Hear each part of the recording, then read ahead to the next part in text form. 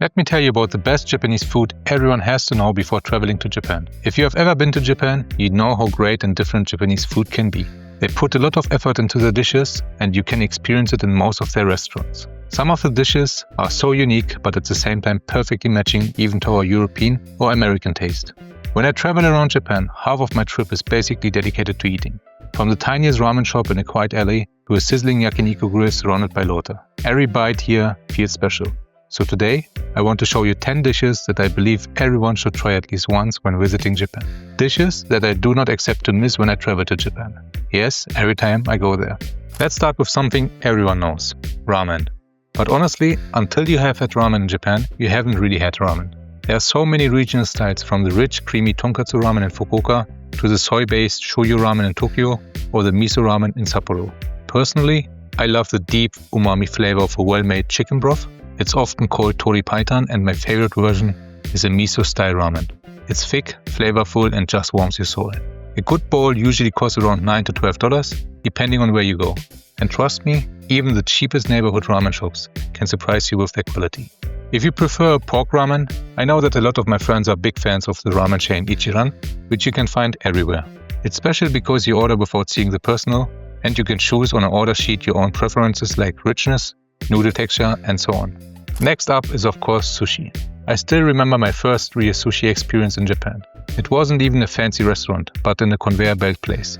The freshness of the fish, the perfect texture of the rice, the delicate balance of flavors. You can go for affordable options like sushiro or kura sushi, where plates start at around $1.50 each. Or try a more traditional sushi bar where a full meal might cost $30 to $60. I have for sure my preference with the conveyor belt sushi restaurant Sushiro, because they serve a lot of my favorites, which I cannot find in Europe. I mean sushi like salmon, onion mayo, or freshly deep-fried shrimp tempura sushi. Both are amazing, so please give it a try, and even by eating as much as you want, you often end up with a price around $20 per person. Now let's move on to something I personally love, Yakiniku, Japanese barbecue. You sit at your table, there's a little grill in front of you, and you just start cooking slices of marinated beef, pork, or chicken by yourself. It's such a fun experience, especially with your friends. The sizzling sound, the smoky aroma, and perfect bite of juicy meat with rice. It's heaven. A typical all-you-can-eat yakiniku restaurant costs between $25 and $40 per person, and you usually get 90 to 120 minutes to eat. For an additional $5 you can get all-you-can-drink soft drinks as well. It's not only delicious, it's also an experience that brings people together. My favorite chain, which also offers tablets with English language, is Gyukaku. If you like to take things slow and cozy, then you will love hot pot or shabu. You will get a simmering pot of broth in front of you and thin slices of meat that you swish gently in the hot soup until they are perfectly cooked.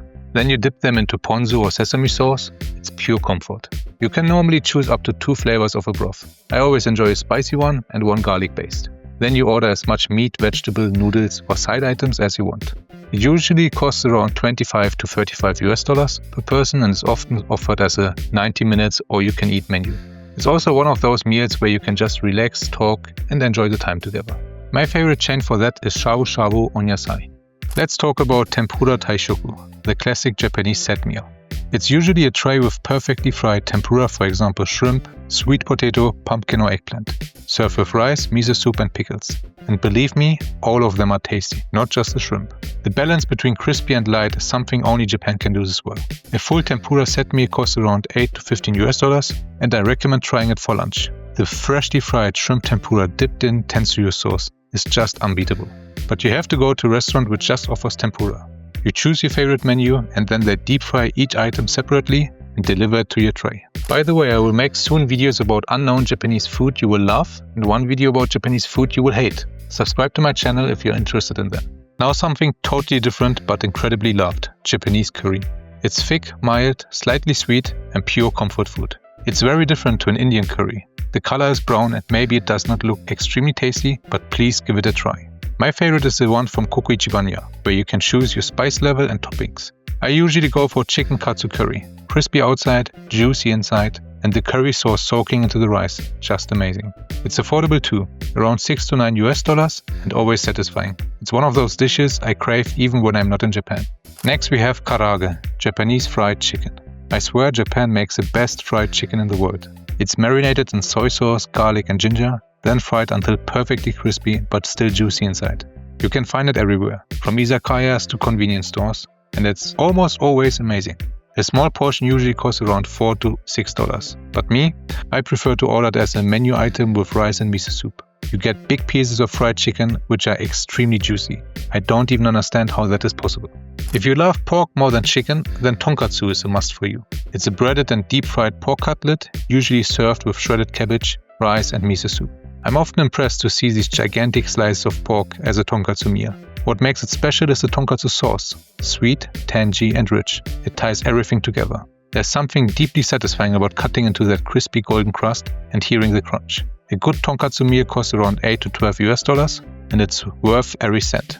Now let's talk about kaisandon, the ultimate dish for seafood lovers. It's a rice bowl topped with fresh sashimi, salmon, tuna, sea urchin, scallops, each bite bursting with flavor. The freshness of the fish and the slightly warm rice creates a perfect balance. You can find kaisandon at fish markets like Tsukiji or in seaside towns. Prices vary a lot, but expect to pay around $12 to $25, depending on the toppings. It's simple, elegant, and tastes like the ocean. I often usually go with salmon or tuna don, because these are my favorite kinds of sashimi. You get of course also some soy sauce and wasabi with it. It is like a sushi in a bowl. And finally, gyudon, the classic Japanese beef bowl. Thinly sliced beef, simmered with onions and a sweet soy-based sauce, served over rice. It's fast, comforting, and found everywhere, from Yoshinoya to Sukiya. It's a definition of everyday Japanese soul food. A bowl costs around $4 to $7, and it's a perfect quick meal that still feels homemade. You can even go and get a big bowl when you are very hungry. This is a Japanese fast food, and believe me, you will love it. Let's say you can't sleep in the night because of jet lag. Of course, you can go and get all the food from the convenience store.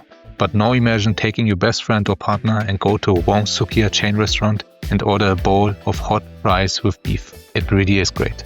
When I think about all these dishes together, it's like a full journey through Japan's food culture. Each one has its own story, its own warmth, and a piece of Japanese spirit in it. Whether you are sitting in a busy Tokyo restaurant, a cozy countryside shop, or a seaside market, these dishes will remind you why food is such an important part of traveling in Japan. So that was my video about the Japanese food everyone has to know. If you like this video, don't forget to subscribe to my channel for more Japan travel and food content. I will make soon videos about unknown Japanese food you will love and one video about Japanese food you will hate. Thanks for watching and see you in the next one.